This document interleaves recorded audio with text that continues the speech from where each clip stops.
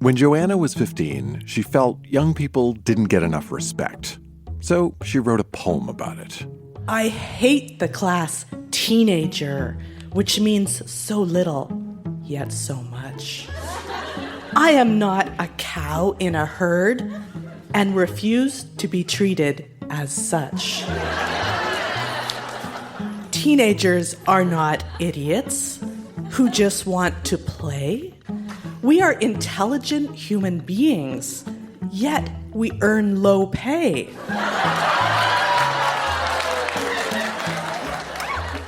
The classes we are divided into are only on the surface.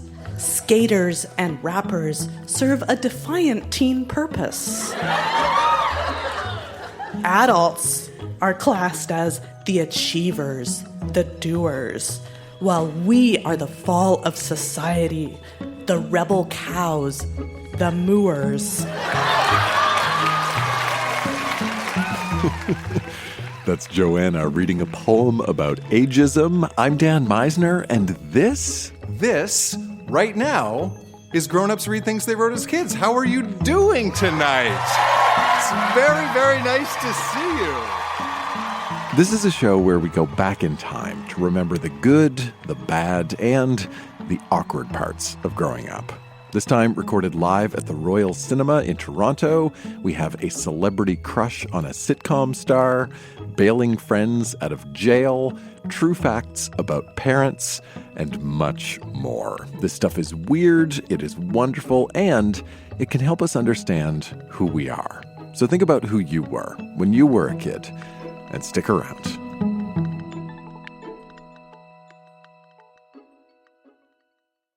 When Peggy was 13, she kept a diary, a private diary, and there are two important things you need to know about Peggy at the time. First, her family was moving back to Canada after living in Australia for several years, and second, she had a really big crush on a celebrity. July 8, 1997. I haven't written for ages, but thanks to Rima, I am now the biggest Friends freak in the world. Matthew Perry is so cute. And charming and funny and sweet and available.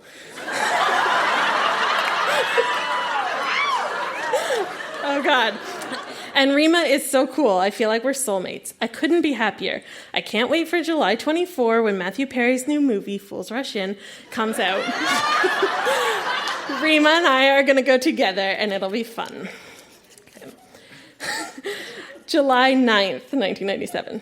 My friends. Bridget, Rima, Karen, Dina, Jolie, Poonam, Natalie, Jade, Heidi, Amanda, Voon, Ida, Bree, Monica, Syriette. That's not a lot. And I only have to invite people who like Friends to our Friends/Matthew Perry birthday bash. So it'll be me, Rima, Bridget, Karen, Dina, Jolie, Poonam, Nat, and Bree. That's 9, hardly any. We could all go see Fools Rush In if it's still showing then. I can't wait. The new cinema is pretty cool. I love the carpeting.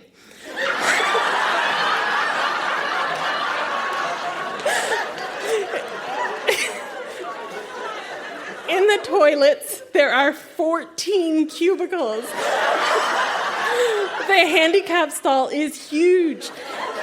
And 2 hand dryers, not the big clunky ones, but the smooth curved ones. Everything is incredibly overpriced. They only have king-size Mars bars, would you believe? Still, it'll be fun. I love going places with Bridget, and it'll be good to have Rima there as someone to stand up for me when I spend the whole time staring at the Fools Rush In posters. I wish I were Salma Hayek.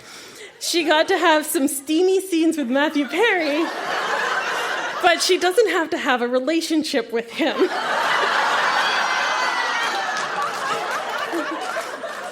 If Dad gets the job he applied for, we might be moving back to Canada in September. We find out in a week. I don't want to go back. If we do, I want to go to Warner Brothers studio and see a taping of Friends. That would be cool.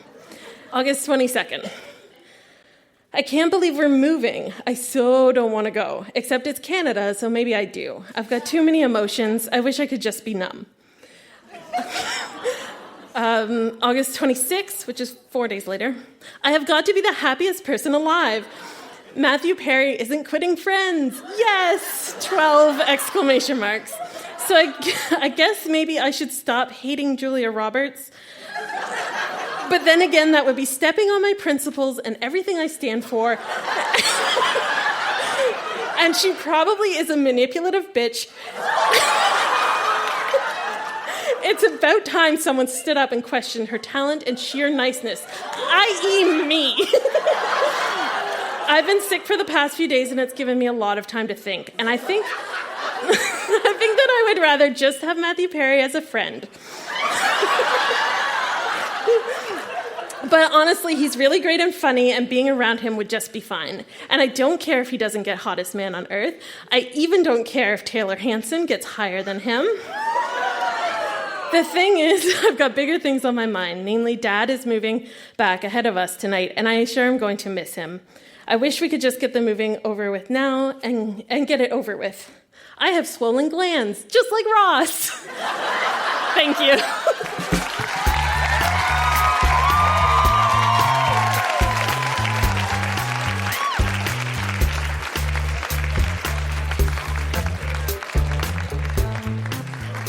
Make some noise if you enjoyed Friends.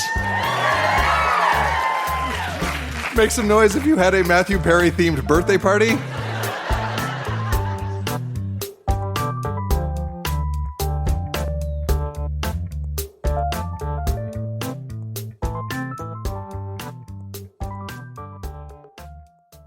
When Vince was 10, his teacher gave the class an assignment. Write about your favorite things. So my favorite thing is my PlayStation 2. Not only can I play awesome games, but we can watch movies on DVD too. I like to listen to Kiss 92 FM, and my favorite song, yes, this summer was Nelly's Batter Up. I like lots of different music. At school, my favorite subjects are science and spelling. I like science because it is so interesting. I like spelling because I'm good at it.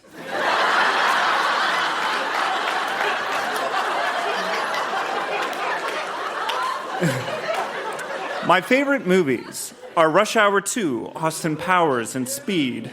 I like adventure or comedy movies. I like to play soccer with my friends or with my soccer ball. I play ball hockey and ice hockey. Board games I like are checkers, and I like to play Yahtzee.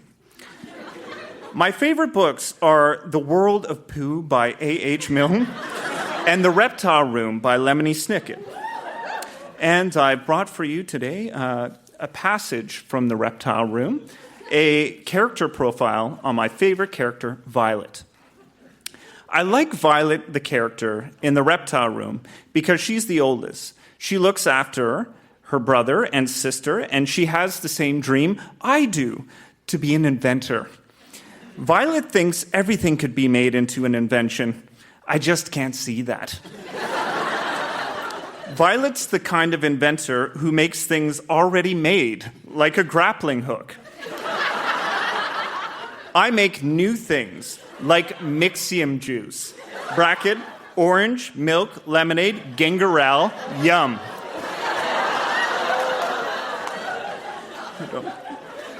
I feel sorry for Violet when Count Olaf, her evil uncle, tried to marry her. My aunts try to kiss me all the time.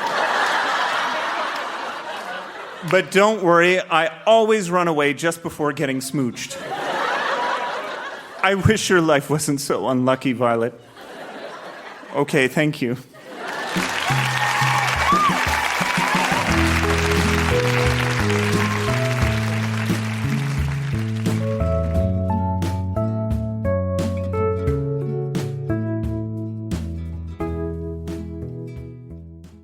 When Olivia was in 6th grade, she got a poetry assignment. The goal was to write lots of different poems in lots of different styles on any topic you want.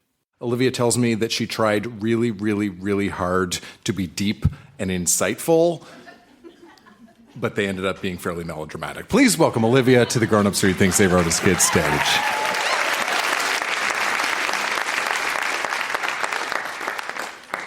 So the first poem is called Poems.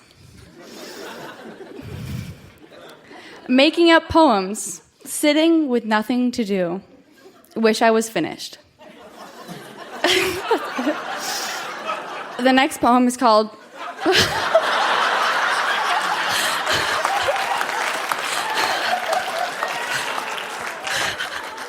The next poem is called Wait. It will change your life. All it does is weigh you down. You're dying early.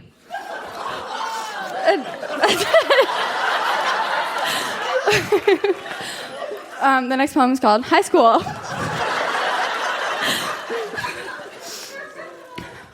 Grade 8, it's over.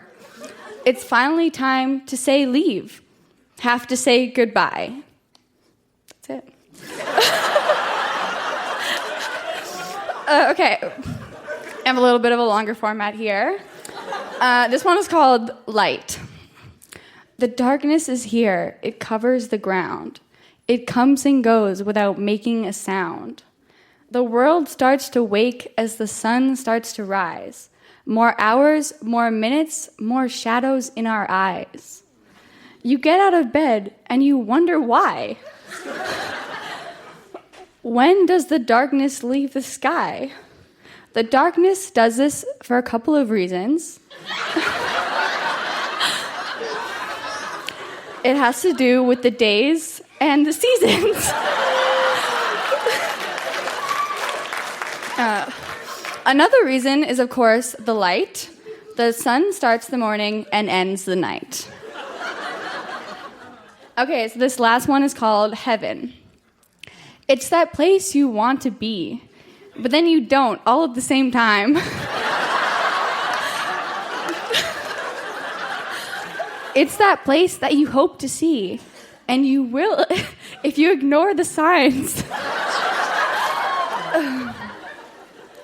It's not a sure thing that you'll ever be there, but it would be amazing, wouldn't it? Do you really want to? Do you even care? You're getting closer to it, bit by bit. It's that place you learn about every day, but you're still not sure if it's true. I just know you'd have something to say. You wouldn't want to be dead or alive. All you'd want to be is you. Next time you think you want to be there, don't. You have everything you need right here. Thank you.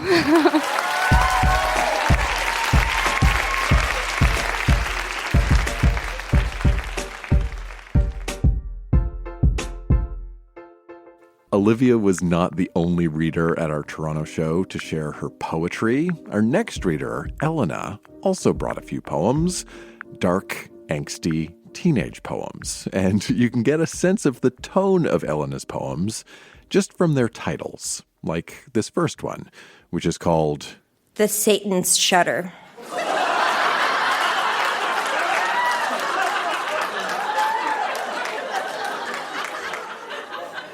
Do you feel the chill is coming? Do you feel the evil in the air? That is Satan's breath, milady, and you better beware. For his presence is among us. Smell his rotten flesh decay as we see the fire burning in the hell beneath his soul. Do you feel his touch that's creeping underneath your skin? Do you feel your cries will never weaken his timeless sin? He can be inside your heart, ripping shreds of nerves. If you ever run away from his devilish corpse, you will never be forgotten in the lifeless hands of death. He will whisper hopeless prayers every breath you take. Do you feel the coffin shutting?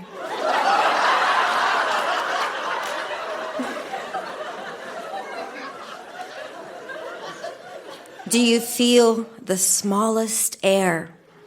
That is Satan's breath, milady, and you better beware.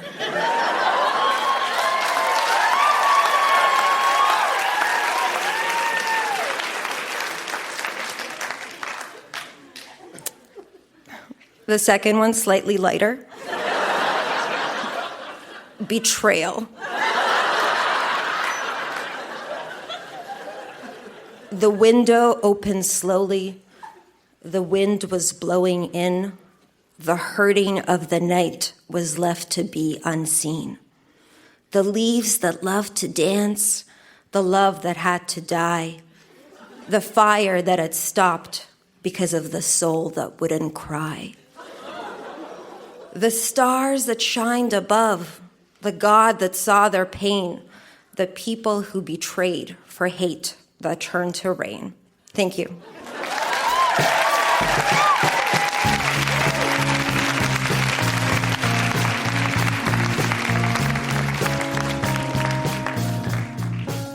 If anyone is interested in booking Elena as a motivational speaker at their junior high school, please see her at the break.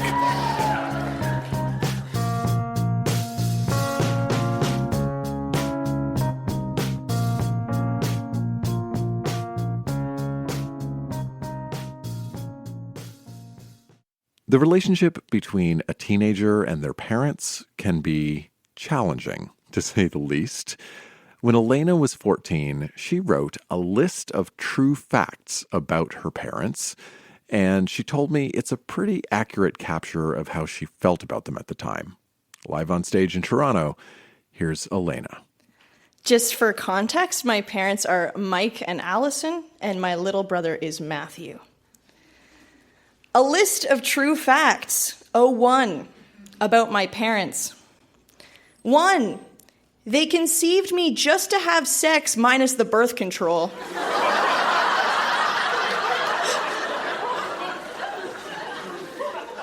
2, they love each other more than their children. 3, they'll think this list is bullshit. 4, they think that living with cancer is worse than having your life destroyed because your mom has it. 5, they talk more than they act, in brackets, in favor of their beliefs. 6, they're the ones who talk bullshit. 7, they only love us remotely because we combine their DNA. 8, they don't know that hugs and kisses aren't enough. 9, they don't come to their daughter's special events because her future isn't top of the list right now.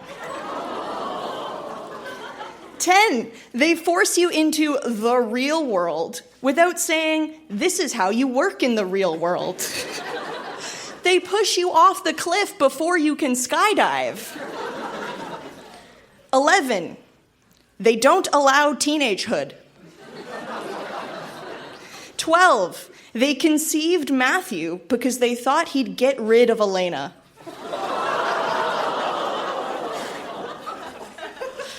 13, Allison has a body disease and Elena has a broken soul. 13A, this leaves Mike depressed. 13B, the broken soul case is unfairly most neglected. 14, Mike and Allison show less emotion because they are only programmed for 3 moods. 15, God sent Elena to aid the pair, but it only put them in a worse condition. 16, they are programmed to use the car as often as possible. 17, they became lawyers because that's all a robot can do.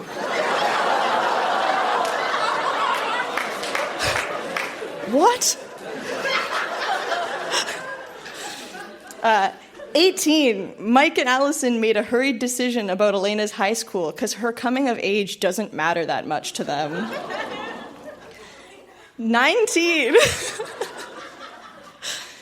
they make all these rules to mutate their kids into robots. 20, They aren't going to learn anything from this list. They'll only repeat their mistakes. Thank you.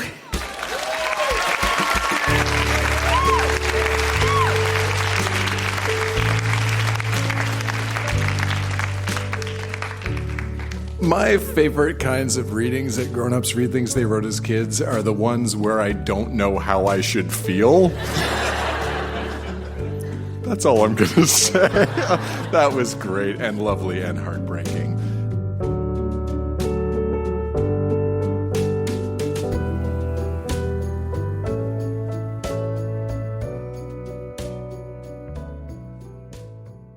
When Holly was a teenager, she went on vacation to the United States with her mother and her friend Melissa, and she chronicled their trip in her private diary.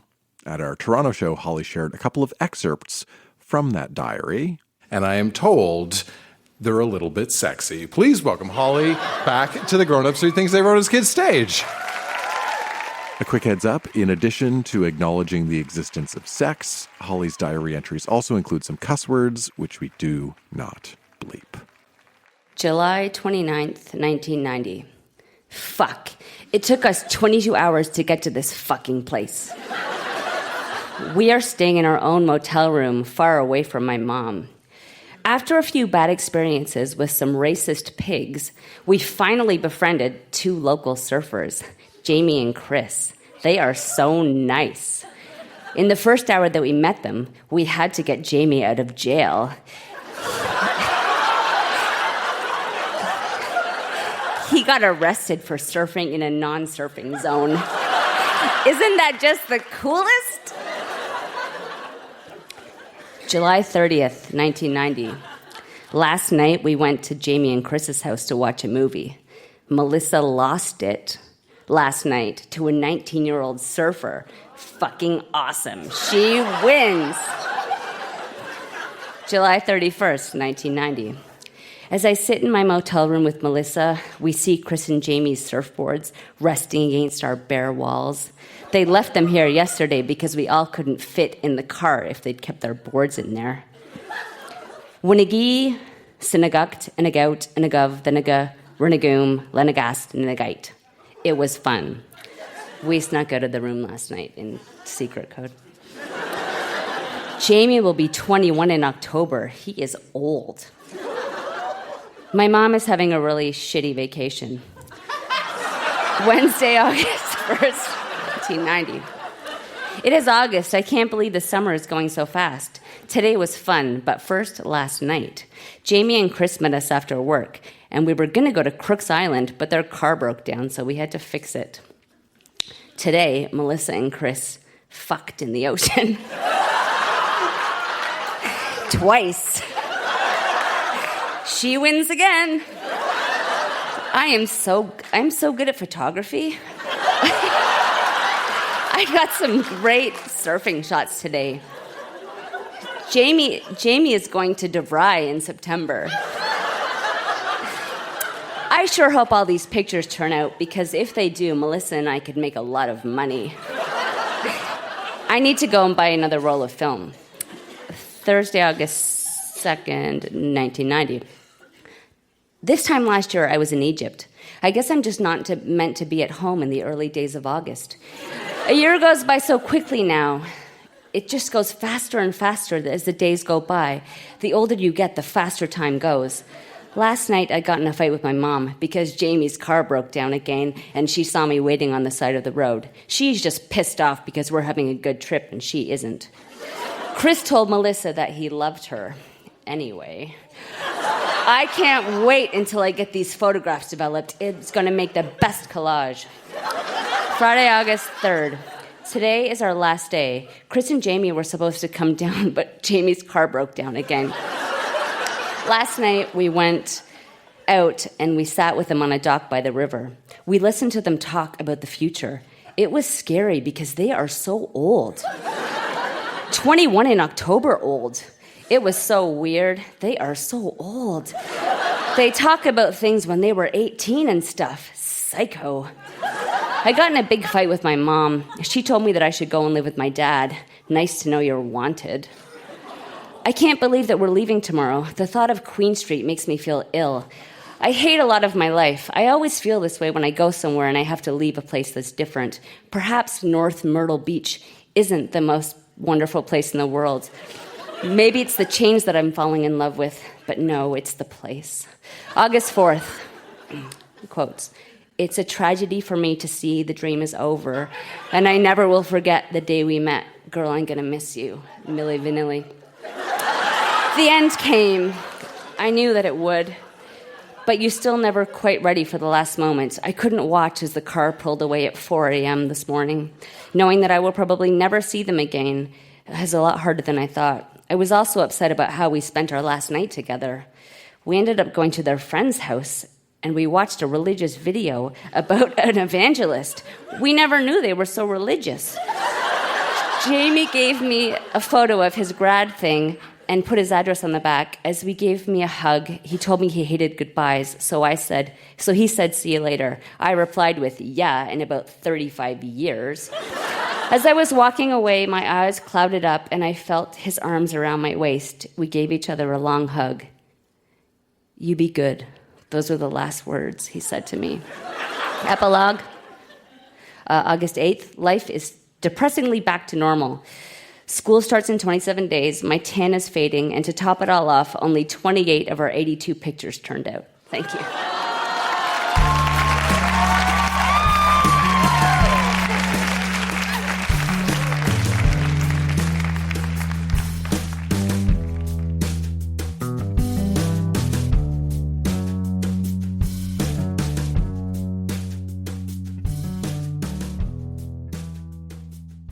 Our next reader is Daniela, and Daniela is going to share a format that we don't hear all that often on this stage. We're going to hear some magazines. These were magazines created when Daniela was a very small child, maybe grade 1, maybe grade 2.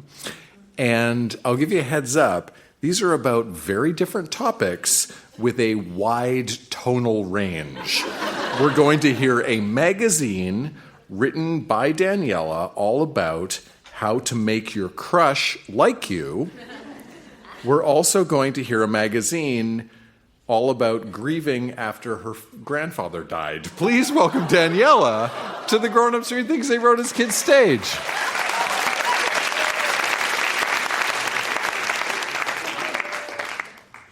Okay, I think we'll start with the darker one first. The best way to describe this book, called Oh, How I Miss Him, is the summary on the back. This delightful tale of a girl whose grandfather died will tell children that even people you love will die.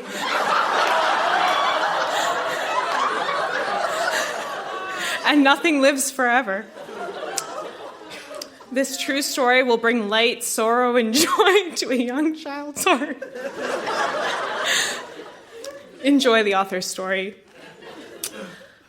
Hi, my name is Daniela. I loved my grandpa. I called him Nonno. I feared the day he died, so close to being 100. He was like my best friend. One day, my grandfather was very sick. So sick, he was in the hospital, and I could not see him. On the way there once, I fell asleep. I didn't wake up until we were almost home. Every day, he got worse and worse. I was so scared. I knew I had to be brave, but I didn't know how. Unfortunately, I was too late. I did not think he would die, but I was not sure.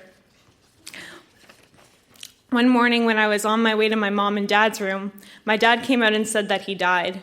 My mom came out crying like crazy. I cried too. I was very sad. I wasn't expecting it, but my parents said nothing lives forever. I hated it the most when he was buried. I still remember it. Oh, how I miss him.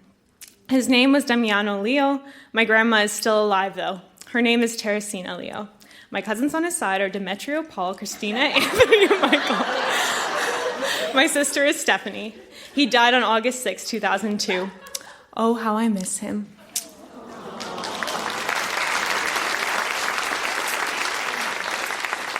And the next one we have is called Teens.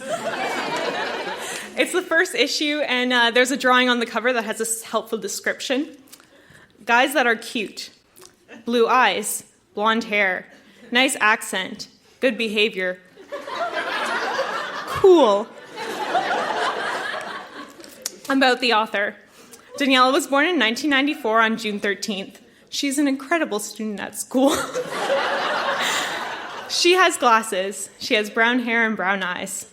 First article is Dream Date. 1. Smile. 2. Look good. 3. Be nice. 4. Batter your eyelashes.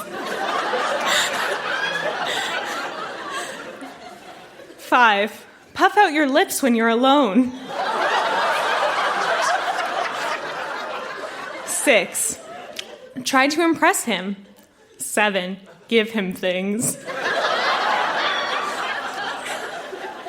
8. Talk about his interests. 9. Get to know him. 10. Invite him to your parties. If someone likes the person you have a crush on, try to challenge that girl.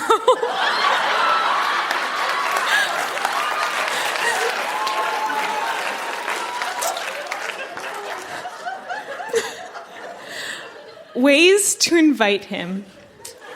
1. Ask him to a dance. 2. Try to get him to invite you. 3. Get his favorite music by the DJ. Then we have a list of man names.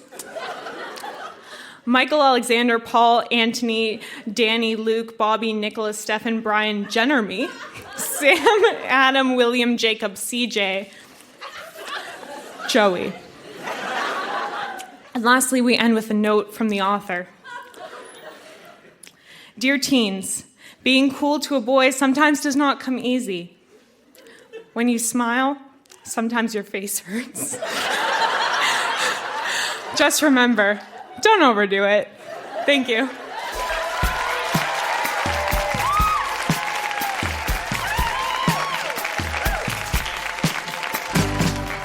Toronto, that has been Grown Ups Read Things They Wrote as Kids. Huge round of applause for everybody who read tonight.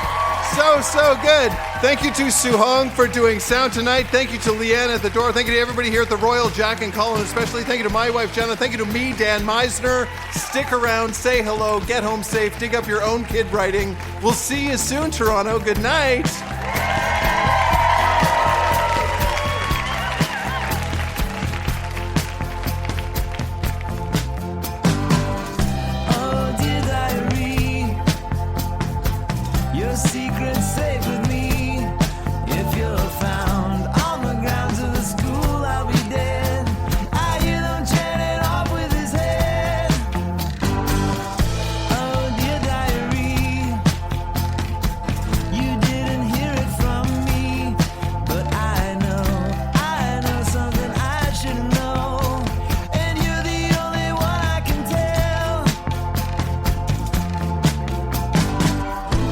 The new cinema is pretty cool.